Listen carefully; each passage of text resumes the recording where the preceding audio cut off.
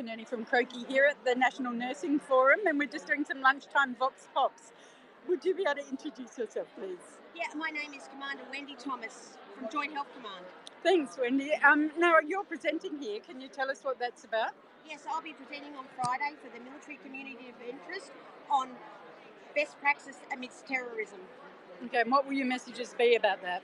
It will be related to policy and procedures that there is gaps in. It will be related to how multidisciplinary clinicians manage CBRN exposed patients, and if they actually do identify the risk related to it, and they can basically come out of that situation with everyone hopefully well. Mm-hmm. What is nursing's particular lens there? Pardon? The lens of nursing there? Oh yes, definitely the nurse, because CBRN exposure management relates to infection control principles and procedures, and that's where however the association is not quite there yet. So if you say, for instance, you were going to manage a CBRN patient that walked into your facility, how would you manage that patient? Right now, the only way that I would know how to manage that was using infection control principles and procedures. So my PhD will be related to how infection control principles and procedures can be used as an adjunct to CBRN exposed patients. And anybody who's not here, what would be your first message? I would say be aware, don't be paranoid, and consider how you would manage a CBRN exposed patients and what principles you would use. Thank you very much, Wendy. You are very welcome. Thank you. Now we're going to Professor Linda Shields, who spoke yesterday and who is very well known for your studies. Would you be able to give your whole affiliation and introduce yourself? Yes, Linda Shields. I'm an honorary professor in the Faculty of Medicine at the University of Queensland. Thank you very much. I'm also a board member of the Australian College of Nursing. Good to hear. Now, you were presenting yesterday. I'm sure there's more to your life and career than that, but it was very interesting. Of course, you're co-author of a book on nurses in the euthanasia programs of Nazi Germany with Professor Susan Benedict from the Medical University of South Carolina. And what can you tell us briefly about what that record is? That nurses were the main killers in the so-called euthanasia programs of Nazi Germany, where they killed their patients who were physically and mentally disabled.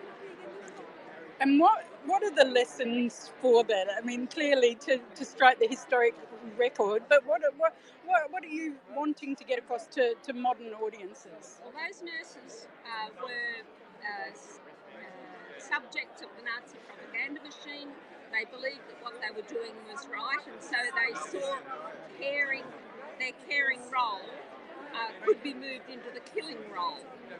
For today's nurses, I believe that's a really important message with all the technology we have today, with things like voluntary-assisted dying, prenatal screening. There's a whole range of things we do today that have the possibility of creating that slippery slope of changing our perspective on our caring role, so that something that is not ethically sound becomes an accepted market.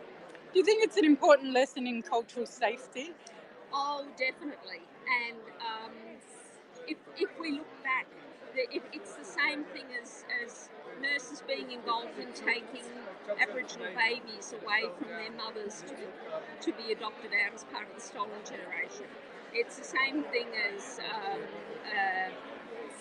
nurses working in homes for mothers, fallen mothers, whose babies were stolen away from them. Is it difficult to get people to draw those links? Do you think people will sort of see the Nazi situation and see it differently?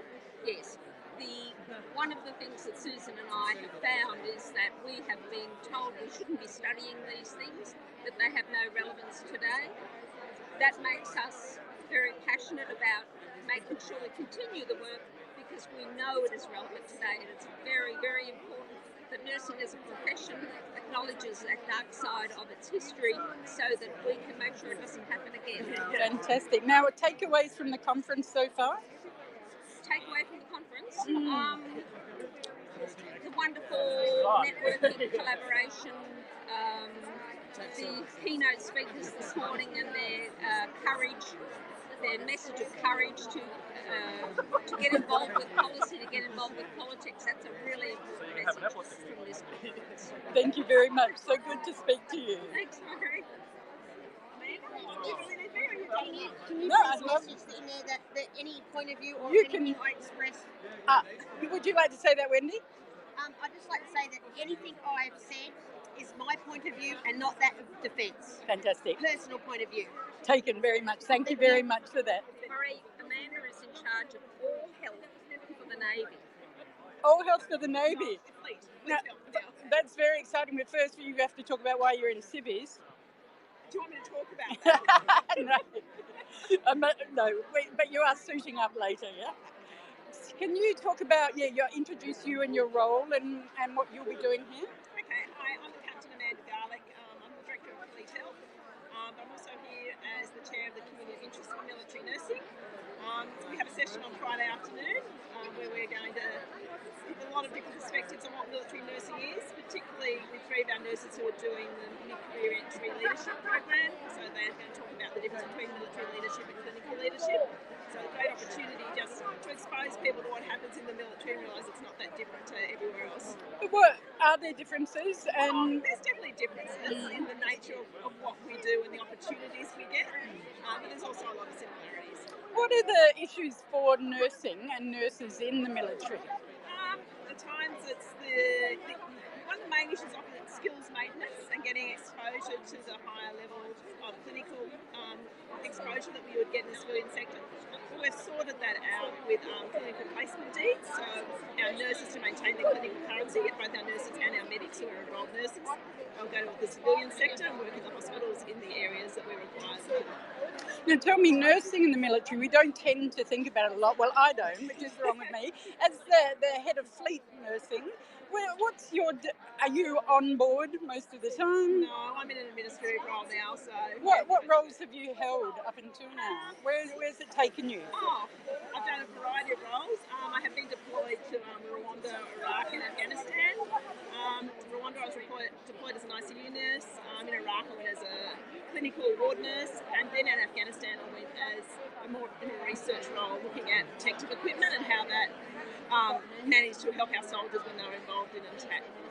And what would be the lessons you could bring to everyday nursing from those experiences? I think it's about resilience, preparedness, making sure we're clinically current, competent, and also confident in the roles that you do, and also that, I guess, testing yourself as to the skills you've got both on a personal and professional level. And trauma, is that a big issue for nurses working in the military? Observing trauma or being traumatised? Both.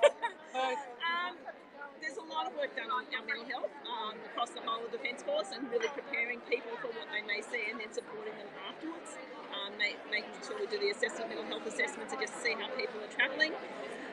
Obviously you do see traumas, different exposure.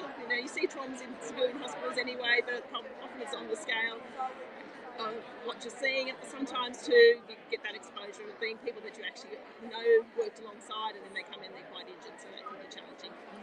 Any other messages and takeaways from the conference so far? I always enjoy coming to these conferences. It's great to meet with my colleagues, catch up with people I haven't seen for a while. I think it's really important to stay in contact with the professional organisation, particularly when we're so immersed in the military. So it's just a great opportunity. Fantastic. Thank you.